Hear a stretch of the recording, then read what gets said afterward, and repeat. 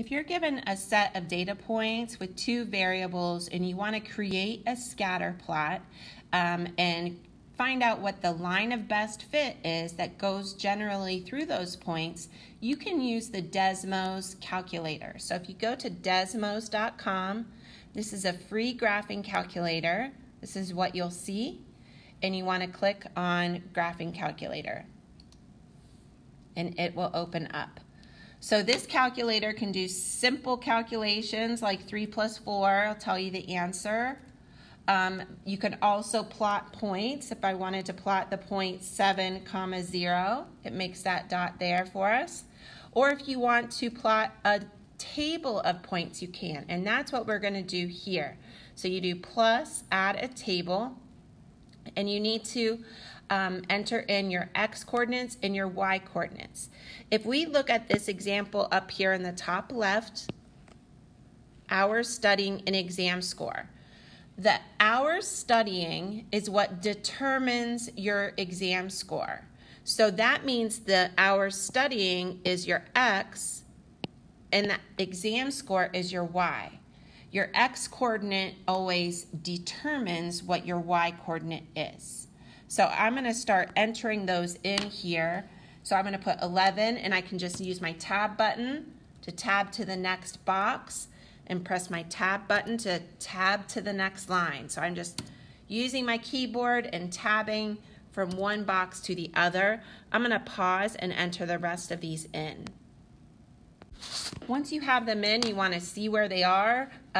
You can just click this minus button to zoom out because these are pretty big numbers. You can click on it and kind of move it like a piece of paper, and we can see those dots there.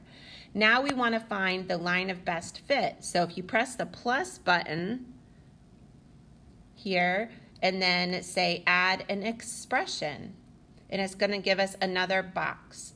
So here we want to create the line of best fit. It is linear, it's a straight line. So we want to think about slope-intercept form. Remember, slope-intercept form is y equals mx plus b. But in this case, y is actually y with that little 1 next to it. If you press y in this box and you press a 1, it will make it a subset, a small little 1. It'll know what you mean there. And then instead of y equals mx plus b, I'm going to do a squiggly line because it's not exactly, it's like the line that generally goes through these points. That squiggly line can be found to the left of the 1 on your keyboard. And then you do mx1 plus b. Now we're given our line, you can see it there in red, and we're given all the details of that line of best fit. So let me show you what you have here. First off, it tells you R, which is the correlation coefficient. There's going to be some questions asking you about that.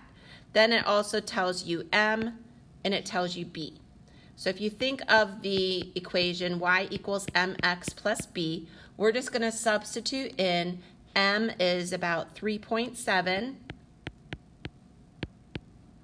x, and B is about 34.6. So that would be our equation of the line. We can now use this to make predictions. Remember, X is the hours studying and Y is the exam score. So if they want to ask us, well, what would the exam score be? What do you predict the exam score would be if X is 15 hours? So they want to know what is Y when you put 15 in for X. What does this equal? So remember, you can use this Desmos calculator to do just calculations as well. So I'm going to add another expression, another line here, and I can just put in that box 3.7 parentheses 15 plus 34.6. And it'll tell me right here that equals 90.1. So y equals 90.1 when I put 15 in for x. So I want you to use this information to do the first chunk of questions, and then I want you to exit all of these out. If you tried this on your own, if you want to start over, you just X these out, and you'll have a clear space to do the next table of information.